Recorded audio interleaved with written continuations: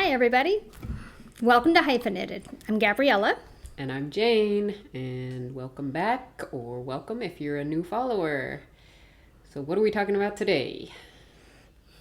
What are we talking about today? Knitting trends of 2022, because it's January, it's the start of a new year, and, we've been inside, a lot of us, for quite a while, but, I think people are getting more back into, dressing up to go out and that kind of thing. To some extent, so Or you could dress up just to stay in. Dressing up to stay in, sure. So we're kind of taking a look at what's gonna be popular for this year in the knitting world. So, what did you see that you thought were going to be some kind of new knitting trends that might be coming down the path? I mean, my number one thing that I thought of was textured yarns, the silk mohair blends and the fluffy halo yarns, held along with a smoother yarn or held double to give a really lightweight ethereal fabric, have been big for a couple years now, and I think it's just gonna continue also with bouclés, slub yarns, all those cool textures. We're gonna see a lot of that, maybe even eyelash faux fur. You think that stuff's going to come back? I'm seeing the faux fur Wow. trapper hats and lined. People are using them to really cool effect with lining their sweaters or lining their hats with the faux fur, and that's it looks cool. awesome. Yeah, That's cool. Super neat. So the textured yarns is the thing that I think is going to keep going, and I love it. I love textured yarns. What did you notice, Gabriella? It's interesting because when we first were talking about this, I was like, I don't know any trends, but wait, there's this thing. And I started showing Jane some pictures, and I noticed that what's coming up for me as I'm scrolling through Instagram and some other things is yokes, patterned yokes, either brioche patterns that change color as they go up, or Fair Isle, or some kind of pattern around the yoke, whether it's tonal or texture, or whether it's an actual knitting pattern, color changes, color work, and things like that. So I noticed a lot of that. And did you notice some style changes as well? Because that's more like color and yarn, but did you notice some fit or style? Yeah, well, along with the ornate yokes, I think on the other end of the spectrum, there's a lot of the just monochromatic basic pieces. Sweaters will remain in style. Just those really classic things that you can knit and keep in your wardrobe forever, either drop sleeve pullover, Right. with a little I would say oversized fits still gonna be on trend, but the silhouettes you pointed out are getting a little bit longer, as so. Maybe the high-rise pants aren't as the rise of the pants is getting a little bit lower. We're past peak high-rise, I guess. So the sweaters are getting longer to accommodate that, and you're seeing a lot of the front tuck. I noticed that a lot. I actually like the crop sweaters because it's less knitting, and I think the crop looks cute, but I like the crop sweaters because I'm a shorty, and the long ones make me look like I'm wearing a house coat. So, But the good thing is, length of the sweater is one of the easiest things to adjust. That's true. No matter what the pattern, it's pretty easy to knit the sweater to the length that you prefer, and that works is for true. your body type and style and laziness of knitting level. Yeah. I did notice some other things too, which are some striped sleeves or a little bit of something on the sleeves. The little details. Little tiny details on the sleeves. There was something else I noticed that was some really interesting raglan patterns, several raglan lines. several rows of raglan instead of just one row of decreases or increases along the neck, right? Also some braided ones I did see that were really cool, and And then one of the sweaters that I actually saw in a shop window, which had that several rows coming up on the raglan, they also had a lace, like I think 3 different parts of lace coming down the arm, a very simple lace pattern that was really pretty. And then the rest of the sweater was one color, very simple sweater, a little bit longer, like we had talked about, front tuck, and a higher neck. I have noticed a little bit of a higher neck, like not a lot of V-necks, but I don't know if that's just something I noticed in the sweaters I saw, or if you noticed that as well. I haven't paid that much attention to neckline because I'm pretty picky. Like, I generally go for crew necks, and that's about it. I don't really like V-necks or boat necks or... I like V-necks. Like, a little V's okay, but like a deep V, I'm like, not practical for my purposes. Turtlenecks. I'm seeing a lot of turtlenecks, actually. I'm seeing a lot of turtlenecks and mock necks. I can get down with, although... I think for my climate here, or our climate, like, there's not a lot of chance to wear a turtleneck sweater, so... Unless you're going skiing and you're one of those people who goes skiing. I don't ski either. I just knit. But the thing is that I did notice, and also turtlenecks were never my thing, but I did like mock necks, mock turtlenecks. Mock necks are a good compromise. Those were cute. And I also like crew necks. I love crew necks. But there's people who actually go places. Or live in cold places. Unlike me. Right. So totally in. For me, it's like, it has to be super, super cold to wear a turtleneck, or I'm like, I'm itchy. So I prefer to wear a crew neck sweater, and then if it is that cold, on those rare days it gets that cold here, have like a cowl that I just put on separately and can take off as I get too uncomfortable. Yeah, exactly. With having something restraining my neck. Right. But they look good. But the other thing you were talking about that I thought was really interesting is that you were talking about monochrome. But I have noticed a lot of neutral palettes over the last few years, and I think those are going to continue too, like some just basic neutrals in the wardrobe. Neutrals are always in. Those grays, whites, creams, tans, yep. beiges, yep. black, navy. Well, yeah. I mean, my go-to is always black and gray. That's my go-to. Yeah, gray is my go-to because there's so many shades. And you can mix it with color. Same with black. And it goes with everything. It goes with everything. But in terms of Pantone's color of the year... Oh, right. It's periwinkle, which I'm into. I recently discovered periwinkle actually looks good on me, and I really like it. I might be able to wear periwinkle, but I don't think I would wear it. Well, the other direction that it looks like colors are going in are more like kind of dusty, soft shades rather than the more clear pastels that we've been seeing a lot of this year and last year. I think it's going into a more dusty direction with like mauves and stuff, which is not my thing at all. Those kinds of colors aren't great for me. But we'll see. Sometimes when those trend colors like come in, I get swept up into it, even though I know it's like not a color that looks great on me, and I'll find ways to incorporate it into my knitting. Maybe like, little bits on the sleeve where it's like lower down away from my face, or at the hemline, or even if you do like a contrast collar in a color that's flattering on you, you could do the body of the sweater in one of those trend colors that may there's color blocking as well, which is always a cool thing, if you wanted to incorporate some of that.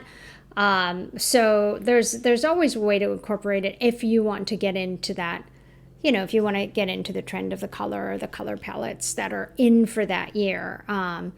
For me, I think it really depends because I've got some kind of olive skin tone. So sometimes the colors of the year or the on-trend colors just make me look dead or sick. And I just can't wear them, And so I'm like, forget it. I'll just wear gray. I mean, that's going to be true for anybody, no matter what kind of skin that's true. tone you have. There's going to be colors that are just better don't work for you or not so great for you. But it's fun I can't wear yellow. I can wear like 1 or 2 shades of yellow, but yeah, there's like beige is a color that looks really bad on me. Me too.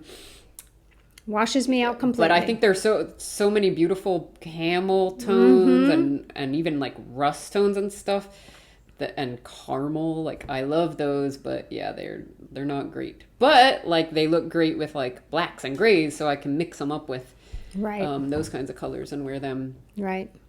But what do you think about like knitting with trend colors? Like I recently bought yarn to make like a pastel sweater because I'm totally like loving it, but I'm also worried like, okay, I feel like the pastel trend's kind of like on its way out. The whole like unicorn, My Little Pony pastel-y stuff. Better hurry up and knit it. So pretty. I love it. But like, am I going to spend all this time knitting this sweater and in a couple years or even maybe next year be like, what the hell was I thinking with this Easter egg explosion?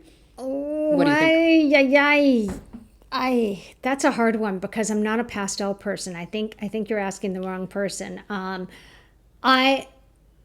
love the pastel colors to look at them. I'm not necessarily sure that I would wear them, but I think that I might mix them with something else. And you're talking about a whole sweater in pastel colors. Yeah, I'm venturing into new color territory for me, I guess, because Yeah. I don't even, I mean, all the clothes that I buy really are black, white, gray, and occasionally like royal blue or primary red. And that's, yeah, I don't even have any like store-bought pastel clothes. I just thought I they were think so it would pretty. be really cool to knit. So I think that would be super cool. I think you should totally do it. And so what if in a couple of years, if you get a couple of years use out of it, that's good enough. What if I just knit it and I'm like immediately like, this is crazy. I can't even wear it. Ooh, Well, what am I doing? You got your learning experience, and you got to find somebody to give it to. I'm gonna knit it. I'm gonna cast it Just on right knit away it. and knit it. Just knit it because you're so Gonna excited do about simple it. garter stitch. Yeah. Yeah. You were so. I remember when you were looking at the colors. You were I so looked excited for those yarns Yeah. and that like particular combination in those yarns for a long time just to try to Yeah. get the shades that I wanted. Don't let the fear Took a while. drive you away from the project. Okay. The what ifs. Okay. Can't live in the what I'm gonna do ifs. it. I'm gonna yeah, do it. no, I think it's gonna be really cool. And if it's 2 years, awesome. If it's a year, awesome. I bet you're gonna love it. Hopefully it'll look good with black jeans, right? Black Yeah, jeans, my and go-to. gray, right? So you'll be fine because most of your clothes is gray and black. So All my clothes you're are gonna be this good. So, what about actual types of garments? What are you seeing as trends for this year? I just saw some knitted shorts.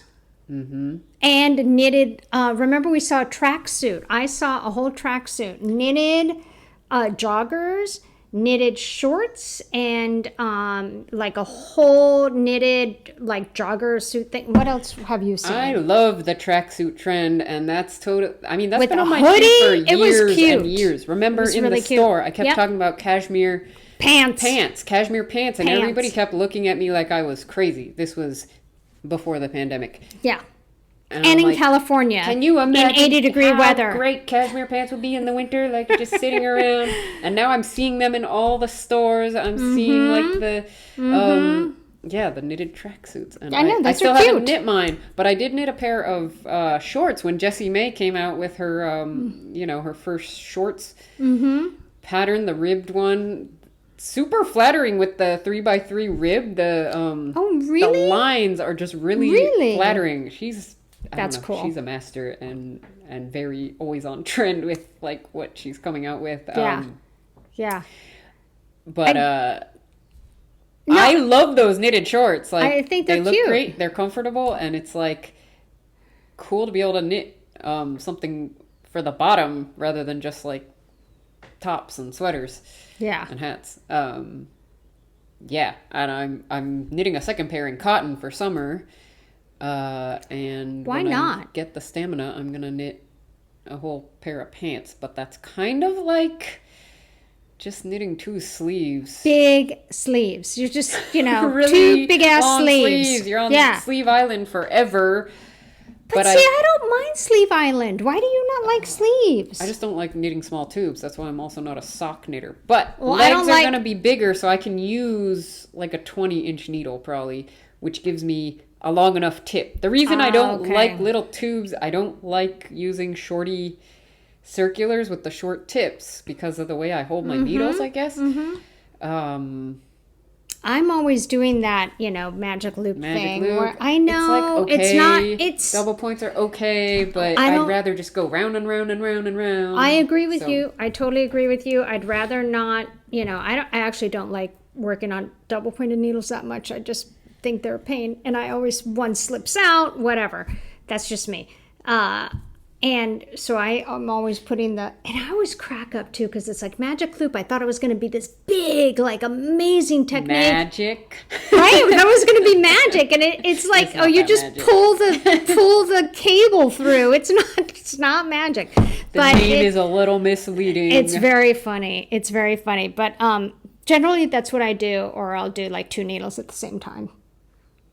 Oh, 2 circulars? Circulars, yeah. That's another good one. I think for me that's just easier. But no, the shorts were cute. The shorts were cute. And pants. I could see myself like just wearing them around the house. Like even if I don't, because I'm not a person who probably would wear shorts, but just wearing them around the house, comfortable lounge wear. Exactly. Yeah. So fun. Yeah. So the matching sets, I think, are still going to be in summer sets, winter sets, all the sets. And both like monochromatic, but also I think tone on tone is fun, where you have like a lighter shade for one piece, like a lighter blue and a darker blue or something like that. That would be cute. That would be cute. Yeah. So I think I could do that more than like the total matchy. I did knit a whole blue, like the shorts and the top in the same shade of blue, and I feel a little ridiculous wearing the whole entire set. There's some people who can pull it off, and it's usually the same people that wear like caramel. That like do you know what I mean? Like I can't, or maybe it's the way they style the photos. It might be that, but I probably wouldn't wear the same color top and bottom. I would do it. I would do a tonal, black. Yeah, or at least like throw some color block in the arm or something. I'd do something to break it up a little bit. Maybe make the sleeves kind of like yours are, like a little bit, just to break it up a little bit. A light gray and a dark gray. Yeah, why not? Always. I'm also seeing a lot of sweater vests these days. Oh, that's right. Sweater vests and what are called slipovers in European parlance. But they're like they're like a bib in the front and a thing in the back, right? Oh, there's those objects too. I have no idea what those are. Attached at the they're side. Not attached at the side. A dickie. A dickie. Okay, thank you for that. I feel like that's more for like a scarf substitute. This is going into territory where it's like much colder than I have ever lived in or even traveled to. They're pretty cool though. I mean, because if you're going to put it over and you could just put a coat over it, it looks like you have a whole sweater. Yeah. And you don't have a whole sweater. So it's not so constricting inside your coat. And it still keeps you nice. It's like, I thought they look pretty cool. Again, not something I would need in this climate. Me either. But if I did live in somewhere where I wore a coat, yes, I think that would be a great object to have. Well, I've knitted a lot of t-shirts. I've knitted, and that's still my thing. Like, I love knitted t-shirts. I do too, because you don't have to be on Sleeve Island so long. Or sometimes at all. Your disdain for sleeves. Yes, in which case you can make it a tank top. Oh, I love tank tops. Tank tops are like my favorite thing to knit. I love tank tops. I will knit tank tops till the cows come home. Which is why a sweater vest is also a good thing to knit, because it's like knitting a tank top. It is. In wool. Yeah. But I'm seeing a lot of those, and my sister has been like talking about knitting those. And which one's the best? The best sweater vest. The sweater vest. Yeah, and I'm seeing them like in stores and stuff as a trending item. Okay. I have I'm still I'm not sold. not sold. I've never been a vesty kind of person. Me either. Although I do get the, having the freedom of arm movement, I guess, or like if a full sweater is just a little too warm. But I think it's the style for me. Like, I just don't know that I would, you'd wear it. that I'd wear it. It's not really a look I've ever. It's not a gone look that I would. for. Yeah, I mean, no. But I guess the more like oversized ones that are, I guess they're called more like slipovers. Oh, Like Petite Knits has Yeah. some patterns for those. I could. yeah, like no more ponchos. down No, into I have that. not seen any. No ponchos. Ponchos have gone. Oh, those have been. All right. Well, that just shows Gone you with the how wind. that A long that just time shows ago. you how long I have been out of the knitting, world. Just so. The knitting trend world. But tip, if you do want to do a sweater vest and you can't find a pattern that's like exactly what you want, look for a drop sleeve sweater pattern and just knit the body. Don't knit the sleeves, and then you have a sweater vest that goes over your shoulder, so it It it'll drops hang down a over little bit. a little bit if you don't want the look where it's like cutting off right at your shoulder. So that's what I told my sister to do because she couldn't find a pattern that was exactly what she was envisioning, and when she described it, I'm like, you want just a drop sleeve sweater without the sleeves. So we found the Hohi Locatelli, hope I'm saying that right, Easy Bulky one. It's a super simple drop sleeve sweater, and she's knitting it and just not gonna do the sleeves. Oh, there. Ta-da. So perfect. And she's doing it in like this Noro striping yarn, so it's gonna look that'll be cute. Yeah. the yarn will make it more interesting. A lot of the work. Yeah. I think that's what's really cool about some of those variegated yarns is that they do a lot of the work. Well, same with the textures yarn, which is what you're talking about. They do a lot, like you get a lot of bang for your buck on those. Mm-hmm. Yeah. And you can mix textures as well. So that's always fun. It's very inspired. So those are our knitting 2022 trend predictions forecast. Let us know if you agree. Were there any trends that you noticed that we didn't mention? What do you think of these trends? Will you be knitting any of them, or are you gonna just stay your tried and true path, knitting classics? Let us know in the comments below. Yep. And don't forget to like, share, and subscribe if you're enjoying our videos. Thanks. See you next time. Bye.